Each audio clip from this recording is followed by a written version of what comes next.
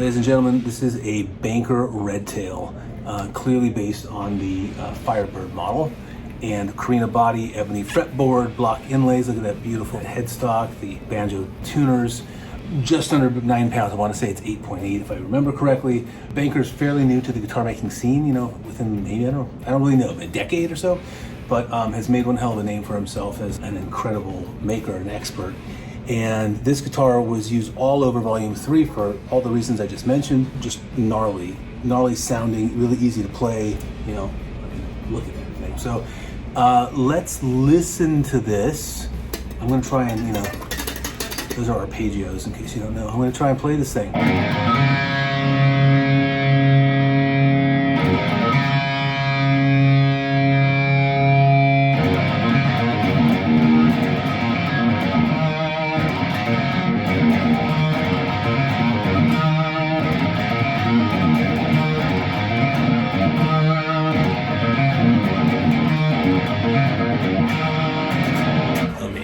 Look at this XO Gibson Firebird 7.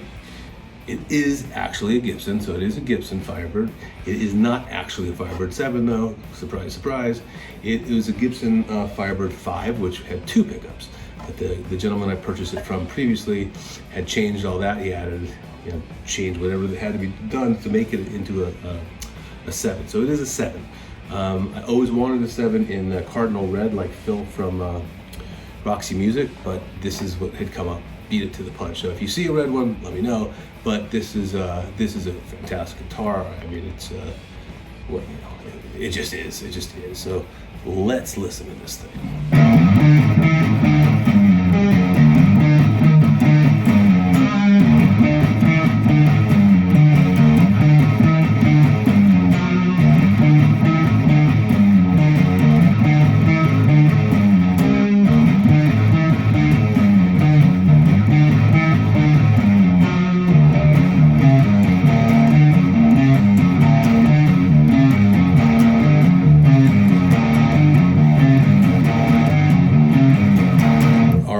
Gentlemen, this is a Cower Banshee, based on, of course, a Firebird Gibson, but by Cower. Banjo tuners, the whole thing. I was so taken by the design, not the design of the shape, of course, because it's a Firebird, but I mean, just how pimped out it is with the trim and the you know.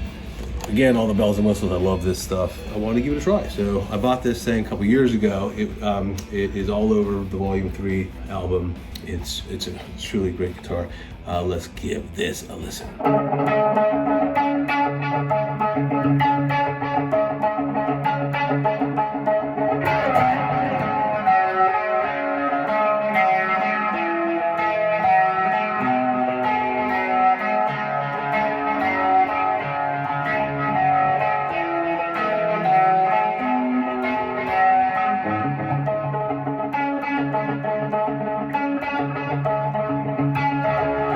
Gibson Futura, except it's not.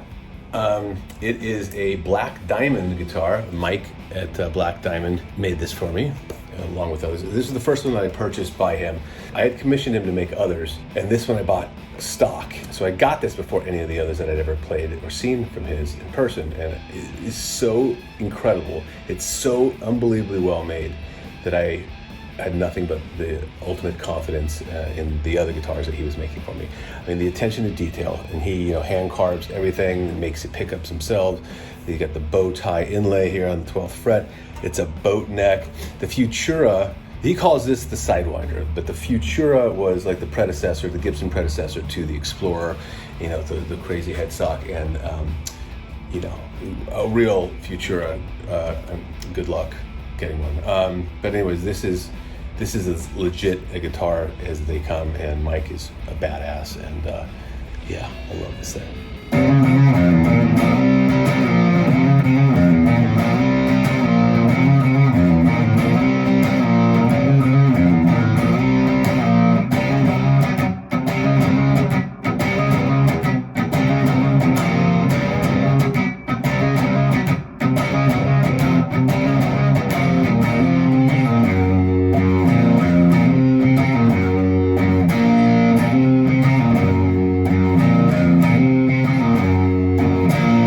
1958 Gibson Explorer, except it's not, of course.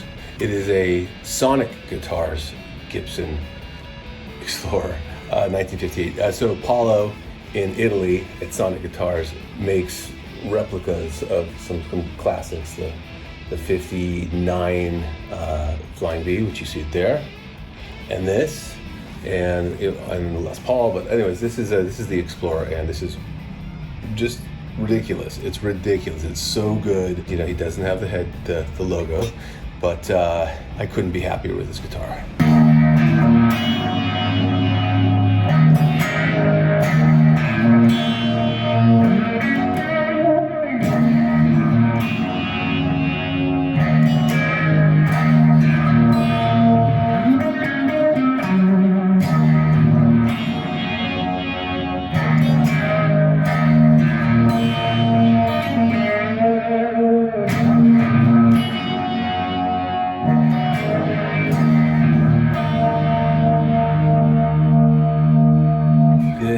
Based off of the Hamer. This is actually based off of Lita Ford's, exactly off of Lita Ford's Hamer in the Runaways, with the zebra pickups, the cream trim, and the block, you know, not block inlays, but these inlays. But this is not a Hamer, so you can tell here.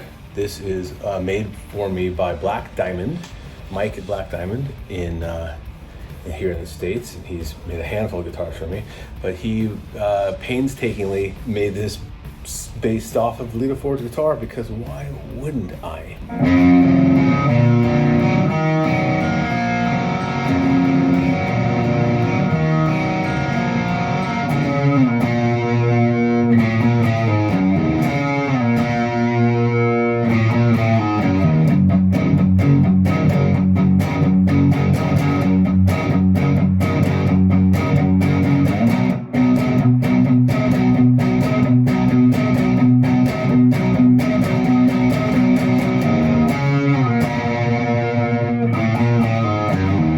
1959 Gibson Flying V Carina, except that it's not, of course, even though it might say so. This one is a Sonic Guitars. Paolo in Italy made one of these for me, done based on the specs of the 1959. I added this just because why not, but it did not come with the logo, to be fair. But this is an incredible guitar. I mean, it is it's about as legitimate as it gets, and so I can't say enough about this one too.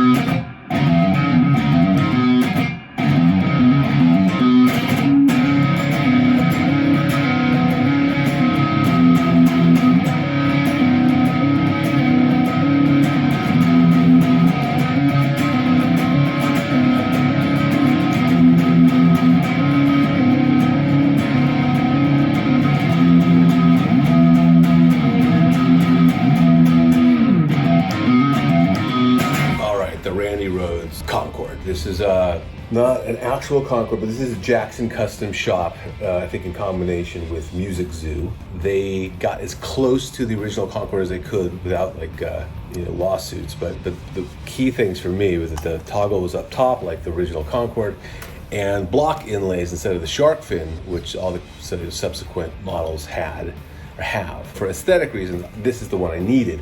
I wanted the white one, but then I couldn't find it. But a black one came up. They didn't make very many of these in all different colors. And it was a short run. Probably better that I didn't get the white one because look at the shine on that tail. Yeah. You walk out on stage with this in the white, and you kind of have to play like Randy Rhoads. Otherwise, why are you playing this? And I can't play like Randy Rhoads. So I convinced myself that the black one was the right option, even though it was the only option. But this is this is just sort of a once in a lifetime, like, hey, I have to own one of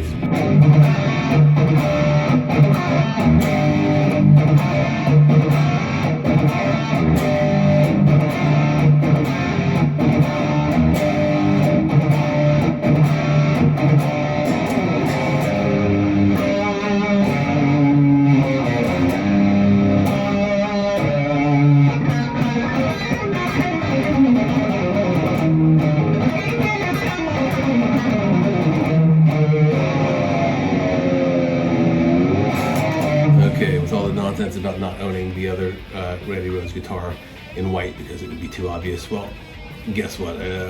Forget all that, because this is undeniably a Randy Rhoads guitar. So this was made for me by Black Diamond, who's made a handful of guitars for me. I love him.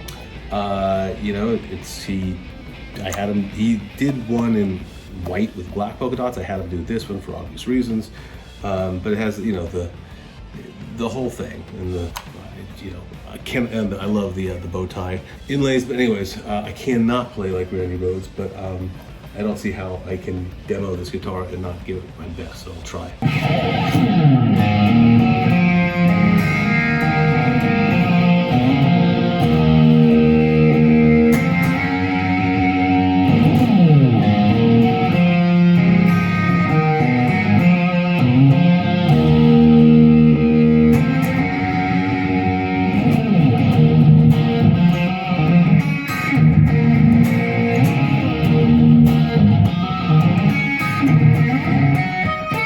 Gibson ES295, absolutely beautiful killer guitar. Except this is not a Gibson, this is Versace in Argentina, who made this for me. You know, Jordy Walker of Killing Joke played one of these, and you see that cool looking dude rocking out with one of these, and his was a, you know, true classic vintage, you know, version of the real deal.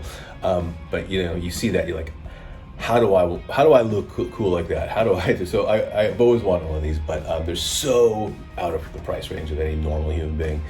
So I took a chance. So this was the first one.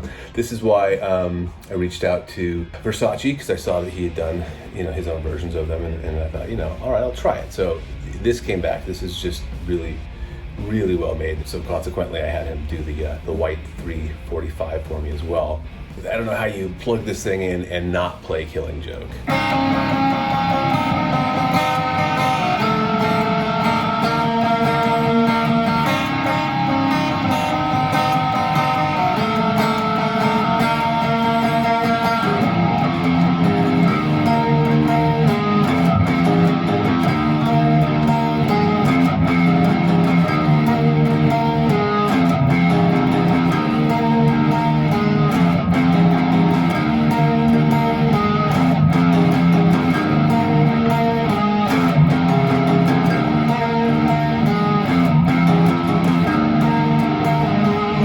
Gibson 345. So the 335 is a standard classic. This is the 345, which has different bells and whistles on it, like the Veritone knob here, which I've always been really keen on, and you know, upgrades like instead of dot inlays, you have the split parallelogram inlays, and just upgraded. The 355 is even more upgraded, but this is a 345, and it's not a Gibson, however, it's a Versace. The builder in Argentina that has made me a couple guitars. This is based off of Keith Richards' true Gibson, white. It was important to me that it was white. I love white guitars. Not so ubiquitous, so he built this for me, and I don't love normally, you know, I don't play 335s, 345s normally, but this is a really quality instrument. It's heavy, it's well weighted, it's not heavy, but it's a real block of wood, and it sounds killer, and you know, the skulls, and so let's listen to this thing.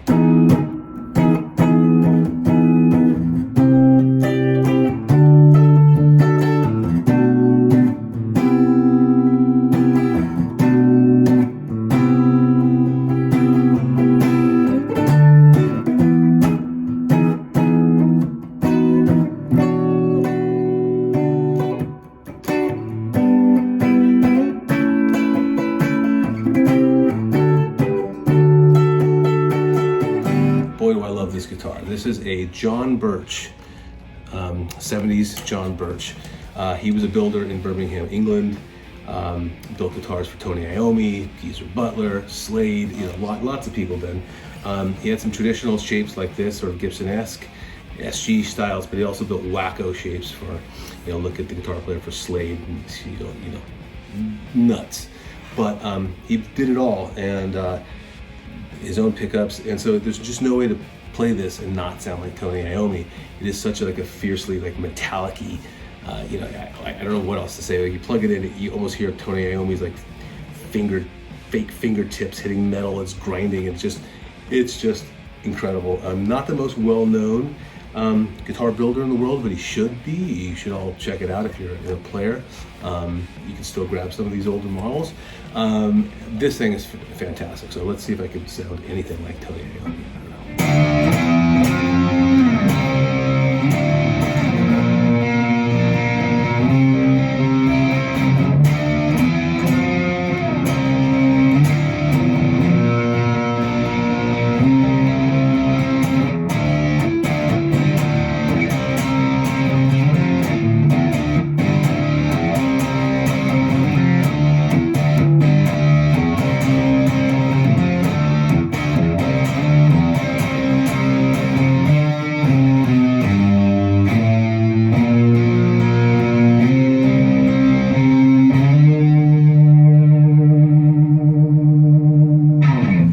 Yamaha SG1000. So based, you know, SG, clearly like Gibson, but it's sort of a mix between the SG and a Les Paul. And this is a 70s, I want to say 77, 78. But this model, this color, the tobacco burst, was what the guitar player John McGeoch played. He is one of my all-time favorites. He was in Magazine, Susie and the Banshees, PIL, but this was his go-to, certainly in the Banshees years. And his guitar work on Juju, Susie and the Banshees Juju, was one of the most influential albums in my whole life. Unbelievable. If you don't know it, please listen to it. But his tone, his approach, it's so incredible. So that's why I own this. Let's give this a listen.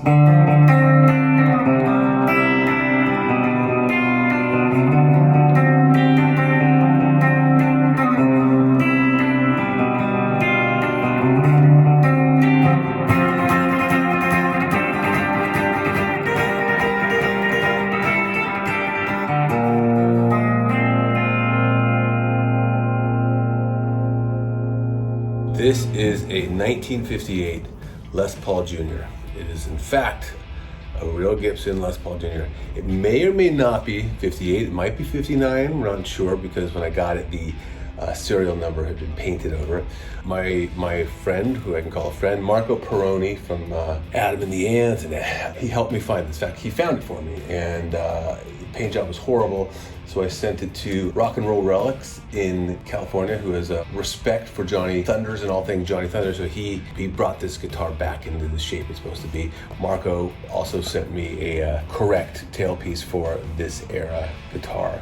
This is a television, TV yellow, and I did steal this idea from Carbonetti Guitars, my boy over there. He makes his own guitars, and he has one of these on his almost Les Paul Jr. looking guitar. And it turns out he got the idea from Johnny Thunders, because Johnny, he would have different things on his guitars, but he did have this exact cowboy, and so he put it on his guitar.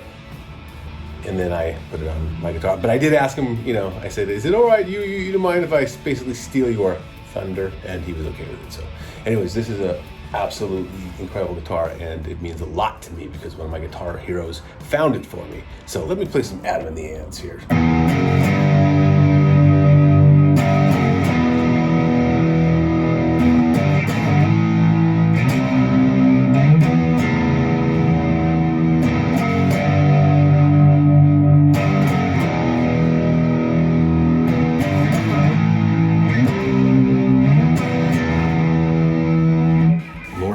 Okay, this is a Gibson Les Paul Standard gold top, nicely beat up. This at some point was shaven down so that when you're playing up here, there's no sharp edges, so it makes it really easy to get up in this area. It's a heavy, was it 9.9 if my memory serves me right. It's a real piece of wood here. I don't generally play Les Pauls for whatever reason. I kind of think I just feel like they're a little bit too obvious, for at least for me, but there's nothing wrong with them, and I absolutely love gold tops. So I love this guitar. I don't know what I can make this thing sound like, but let me see if I can make it sound like something.